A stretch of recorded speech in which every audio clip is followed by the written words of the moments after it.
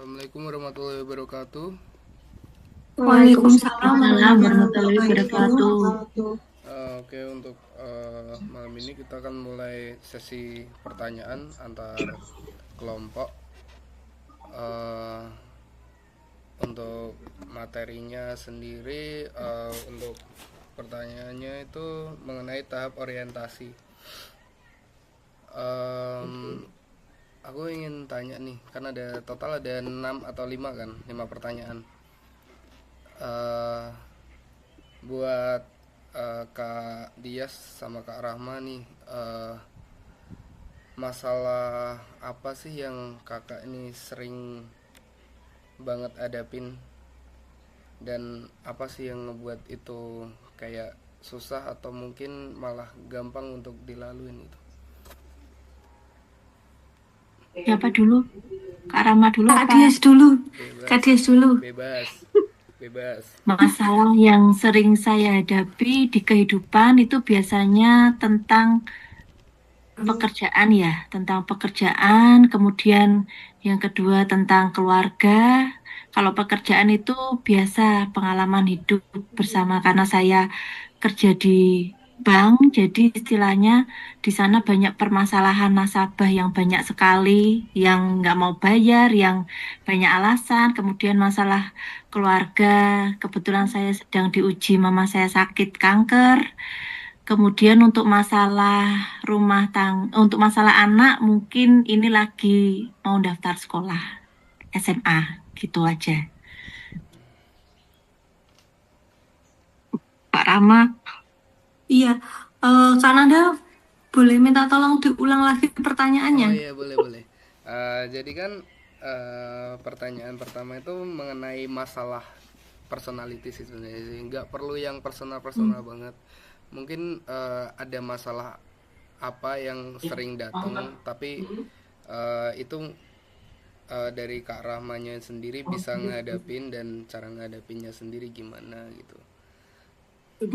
Oke, baik. Hampir sama kayak Kak Dias ya. Jadi permasalahan saya itu ya karena saya juga pekerja karyawan. Jadi masalahnya ya seputar pekerjaan ya. Jadi kan karena saya itu sales bagian penjualan. Jadi permasalahan saya itu satu, jika apa namanya saya nggak achieve atau nggak target, itu saya sangat stres sekali gitu kan. Karena kan pasti banyak tekanan ya entah dari manajer saya ataupun divisi tim gitu kan. Jadi saya sering apa namanya gimana caranya harus achieve, harus target gitu.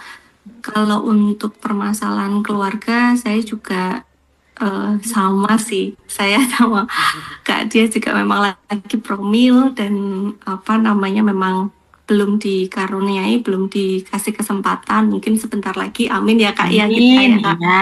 Tos dulu Kak. Doain kita ya Sel ya. Terus apa namanya?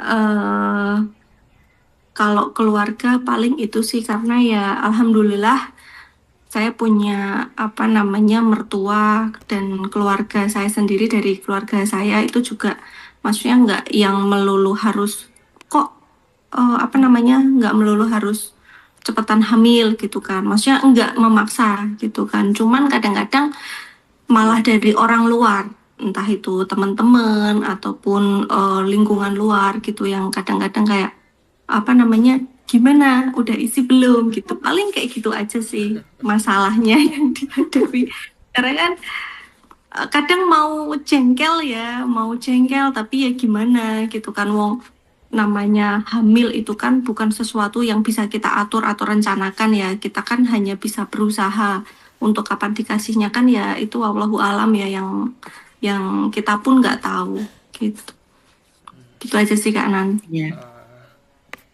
Oke, next. terima kasih. Selanjutnya next Sally. Oh, oke, aku lanjutin ya untuk pertanyaan yang kedua itu kayak kenapa sih maksudnya masalah tersebut itu begitu penting untuk diselesaikan dan apakah harus diselesaikan dengan sesegera mungkin? Saya dulu ya. Untuk Ya. masalah misalkan masalah pekerjaan itu memang harus diselesaikan, Kak, karena itu menyangkut tentang kelangsungan perusahaan saya sekarang berdiri. Karena memang di tahun ini memang untuk dunia perbankan itu sangat susah sekali karena juga dari pemerintah ada sistem yang katanya Pak Prabowo penghapusan utang. Padahal kan yang dimaksud bukan semua utang nasabah dihapus, bukan seperti itu. Jadi sekarang nasabah yang percaya itu kebanyakan mereka yang frustasi yang nggak bisa bayar utang, kemudian mereka percaya dengan hal itu, mereka kemudian istilahnya tidak mau bayar, nunggu Pak Prabowo-nya bayar utang. Padahal kita sudah sampaikan berkali-kali tetap tidak percaya ya. Tapi kita tetap segala cara untuk bisa, kalau memang mereka tidak mau macet, terpaksa kita lelang. Kenapa harus diselesaikan? Kalau misalkan itu tidak selesai, itu juga akan berdampak pada perusahaan kami, saya, karena nanti NPL itu naik, NPL itu tingkat kesehatan bank.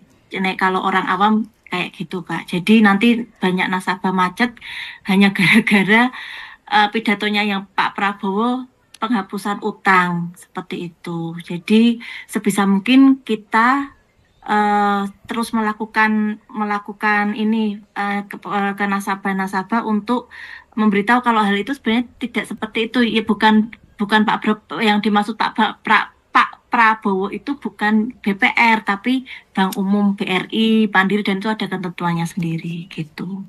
Dah Kak Rama. Baik, jadi kalau saya itu kenapa penting dilakukan ya karena kalau saya tidak target saya dipecat. Gitu. Karena Simple. iya, karena kan kalau di kita itu kan sales itu kan apa namanya karyawan kontrak ya. Biasanya kontraknya itu 6 bulan. Jadi 6 bulan sekali kita harus tanda tangan kontrak. Cuman sebetulnya untuk kita sales tim sales ya itu sebuah surat perjanjian kontrak itu tidak ada pengaruhnya menurut saya. Karena apa? Karena itu kan kalau sales itu ada peraturan yang dimana misalkan nih 3 bulan nggak jualan minimal 1 unit aja itu sudah dapat teguran. Dan biasanya kalau misalkan untuk bulan keempat misal 3 bulan nggak jualan kemudian jalan bulan keempat itu nanti sifatnya sudah jadi toleransi. Kalau misalkan bulan keempat nggak jualan ya mau nggak mau harus mengundurkan diri begitu. Jadi untuk saya sendiri ya karena saya sales ya gimana caranya saya harus target selama apa namanya maksimal 3 bulan itu tadi, entah 1 bulan saya harus jualan atau 2 bulan sekali saya harus jualan, pokoknya intinya jualan. Kalau nggak jualan nanti bisa dipecat. Gitu sih Kak Sally, Kak Nanda.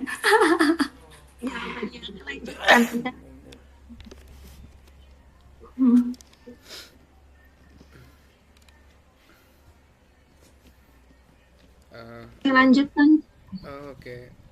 Selain masalah nih kak, kan kakak kan kalau kerja kan juga ada target kan, mungkin Kak Rahma atau Kak Dias juga ada targetnya sendiri-sendiri. Ya. Mungkin kesampingkan dulu target untuk kerja ini, ada nggak selain target ini atau tujuan yang mau dicapai oleh Kak Dias atau Kak Rahma? Tujuan untuk perusahaan Eh, atau untuk saya untuk kita diri sendiri. sendiri? Oh, Hmm. target saya sih sebenarnya simpel ya Kak. Saya itu bekerja untuk sebenarnya selain untuk mencari nafkah, saya juga ingin menolong orang. Jadi target saya sebenarnya ke depannya saya ingin lebih banyak istilahnya bisa menolong dan melayani orang. Makanya kenapa saya kuliah di psikologi ya, karena ternyata waktu saya bekerja di BPR, kemudian saya di lapangan, ternyata banyak berbagai macam karakter yang ada. Jadi istilahnya saya mengenal berbagai macam karakter yang baik, yang buruk, yang suka istilahnya suka aneh-aneh, nggak mau bayar. Tapi ada juga karakter yang memang sebenarnya dia ada etikat baik, tapi dia karena mungkin di PHK jadi tidak lancar, atau mungkin karena masalah masalah keluarga jadi bermasalah dalam perbankan, jadi seperti itu. Jadi target saya bisa menolong orang, saya bahagia bersama keluarga, bisa terus bersama orang-orang yang tercinta, kemudian istilahnya mengabdi pada suami saya, kemudian anak-anak kami bahagia, dan satu lagi target saya yang saya bisa punya anak lagi walaupun satu aja sudah cukup bagi saya untuk melengkapi keluarga kami yang sudah bahagia. Gitu aja sih Kak, terima kasih. Karena lanjut. Oke, kalau saya sendiri target saya adalah gimana caranya saya mempunyai uang yang banyak. Meskipun seberapa banyak itu tidak tidak terukur ya. Maksudnya kadang kan yang penting intinya kan kita harus mempunyai rasa bersyukur, karena seberapapun uang atau penghasilan yang kita miliki, ketika kita bersyukur ya pokoknya itu banyak. Tapi kalau kita nggak bersyukur, nggak pintar bersyukur, otomatis seberapa banyak pun uang yang kita punyai itu bakalan terlihat sedikit. Cuman di sini aku pengen punya banyak uang. Karena apa? Karena aku banyak target. Entah itu untuk diriku, untuk keluargaku, untuk membantu suamiku. Jadi kita punya target nanti di beberapa tahun ke depan kita harus punya rumah. Terus di beberapa tahun ke depan kita harus umroh. Atau kita harus membantu orang tua. Atau kita harus punya usaha kecil-kecilan. Yang dimana itu kan bisa diwujudkan kalau kita punya banyak uang. Intinya gitu, Kak. Ya, Oke. Bisa lanjut, Sel. Makasih banyak ya, Kak. terima kasih. Oke, selanjutnya untuk pertanyaan keempat, yaitu sebenarnya tuh siapa aja sih yang terlibat dan terkena dampak dari masalah kalian ini, di antara dua pekerjaan ini? Kayak di kantor itu tuh dampaknya apa? Terus kalau di rumah tuh yang kena dampak masalah dari yang tadi Kak Rama sama Kak Dias Galuh omongin itu apa? Bisa diulang Kak? Bisa diulang nggak? Ya, siapa aja nih yang kena dampak dari masalah tersebut, dari kedua masalah tersebut antara pekerjaan dan keluarga? Yang terkena dampak ini. Yang terkena dampak untuk yang keluarga biasanya suami ya Kak, karena kebetulan kita satu kantor sih. Mungkin saya lebih ke arah kalau suami saya kan memang orangnya memang stabil ya, jadi kayak istilahnya lebih tenang. Kalau saya itu lebih dalam pekerjaan tuh saya pengennya harus segera selesai, harus dapat yang terbaik. Kalau suami saya sebenarnya seperti itu, tapi karena dia memang sifatnya tenang dan sabar, jadi dia lebih ke arah bukan santai sih. Jadi istilahnya lebih ke arah sabar juga menghadapi saya. Kebetulan kita juga satu divisi. Jadi intinya kalau di keluarga itu suami yang kena dampak, kalau di kantor juga suami yang kena dampak karena dia bos saya kalau di kantor. Jadi itu kalau untuk anak saya sebisa mungkin tidak istilahnya menjaga untuk tidak masalah pekerjaan atau masalah keluarga kemana-mana. Jadi orang terdekat saya saat ini itu adalah suami saya. Jadi yang kena dampaknya semua apapun masalah saya itu adalah suami, baik dalam keluarga maupun dalam pekerjaan, seperti itu. Kasihan ya. Kak. Semangat buat suaminya Kak Dias. Ya. Ayo kesini dah. Untuk saya ya, Kak Sally, Kak Nanda. Jadi kalau untuk di kantor saya, sebetulnya kantor mungkin tidak secara langsung terkena dampak ya, karena kan sales itu kan nggak cuma saya. Kalau misalnya saya nggak jualan kan kemungkinan juga ada teman-teman saya yang lain yang jualan. Jadi otomatis nggak begitu terasa dampaknya gitu kan. Cuman yang lebih terasa dampaknya itu ke saya pribadi. Nah, kalau saya stres di kantor, otomatis kan orang rumah itu yang paling pertama terkena, yaitu suami saya. Mungkin kalau saya lagi stres ya mungkin saya gampang emosi, gampang marah, terus ya gitulah. Jadi ya yang Yang di sini yang harus sabar ya harus Suami. apa namanya suami. Sabar, yang sabar ya suamiku. Semangat buat suaminya Kak Rahma. Gitu. Oke, udah cukup berarti jawabannya Udah. itu. Oke, Nanda lanjut. Bentar masih Zoom. Itu kreativitas. Mbak Titi telepon. Oke, lanjut Nanda. Ada lagi?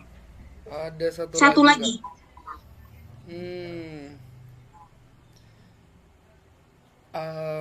Mungkin ini agak melenceng dikit sih Kak. Cuma Ya, karena dari tadi nih bahasnya soal masalah mulu nih. ya. Ada nggak Tuh, sih ini yang bikin deg-degan. ada nggak sih dari Kak Rahma atau Kak Dias tuh punya cara buat ngebagi maksudnya kayak suasana gitu dari kantor kan kayak kemerungsung gitu kan, mungkin ada apa ada ketemu klien yang gimana gimana gitu, terus ke kitanya gimana ntar ngebagi ke rumah itu gimana gitu. Mana ya agak susah ngomongnya. Ya, Nah, coba saya jawab ya, Kak. Jadi gini, saya itu bekerja, saya anggap bekerja itu sebagai juga ibadah dan juga karena saya berada di lapangan ya, saya itu bekerja sekalian untuk piknik.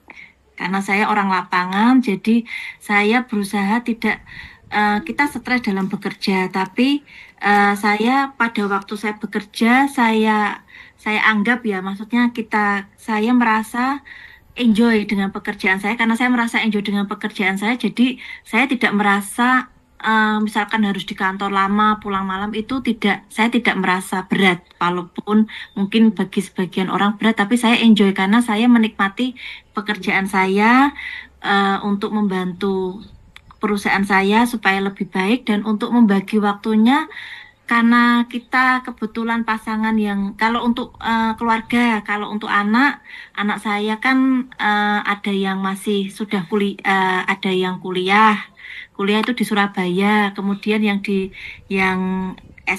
ya anak-anak sekarang kan Gen Z, Gen Alpha itu kan sudah cuek sama orang tuanya, mereka dengan dunianya sendiri. Saya masih ada anak kecil kelas 4 SD ya, dengan biasanya kita liburan cuma lihat kereta, kemudian kalau dengan suami karena kita pasangan agak-agak uzur, jadi sudah nggak pengen pergi kemana-mana, paling nge-mall, nonton, makan, terus kita di kamar berdua ya saling ini apa ngobrol kayak gitu, ngobrol masalah apapun diobrolkan. Jadi kadang saya dianggap tidak punya temen ya enggak apa-apa karena memang karena usia saya udah dewasa, saya temenan di kampus di kantor, mungkin arisan sudah pulang, tapi hidup saya pembagian waktu yang terbesar pekerjaan, kemudian keluarga termasuk anak,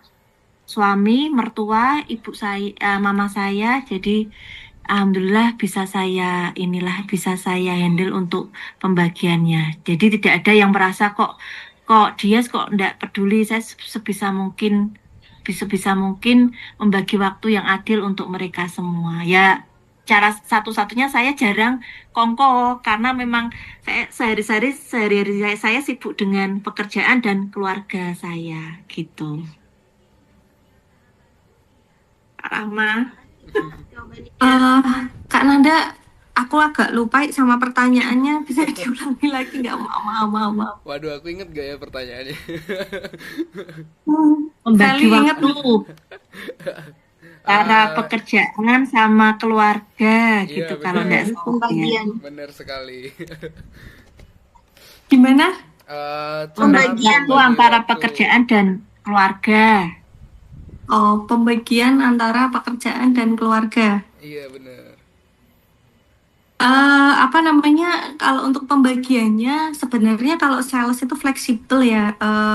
Kalau pas repot hektik banget, tapi kalau pas lega banget gitu. Jadi kalau misalkan dan Dan ini kalau sales itu kan jamnya kan sebetulnya fleksibel ya. Kalau pas ya itu tadi, kalau pas lega lega banget, kalau sibuk sibuk banget gitu. Apa namanya, kalau pas lega kadang-kadang saya bisa menyempatkan untuk pulang, ketemu apa namanya suami kalau misalkan hari weekend, karena kebetulan beliau kan liburnya kan weekend ya. Jadi kalau weekend gitu pas saya longgar, karena kan kalau weekend kan kadang saya juga berangkat. Nah, itu saya biasanya pulang entah bantuin bersih-bersih atau masak atau apapun itu gitu. Tapi kalau pas apa namanya hari biasa saya nggak bisa keluar karena ya apa namanya tetap di kantor, standby di kantor, follow up di kantor, cari database di kantor dan gitu-gitu Kak. Terus apa namanya yang paling penting kalau bisa supaya tidak jenuh, tidak bosan ya, paling ya jalan-jalan. Cuman ya itu tadi karena rumahku itu di Semarang pojok, jadi kalau mau ke kota jauh, mau ke tempat wisata jauh, jadi paling dekat juga Mall Central City. Jadi paling kita pelampiasannya kalau weekend nonton gitu aja atau nongkrong di apa namanya Gitu. Tongchi atau apa gitu, itu udah cukup untuk yang penting keluar rumah cari angin gitu. Itu aja sih. Oke. Seperti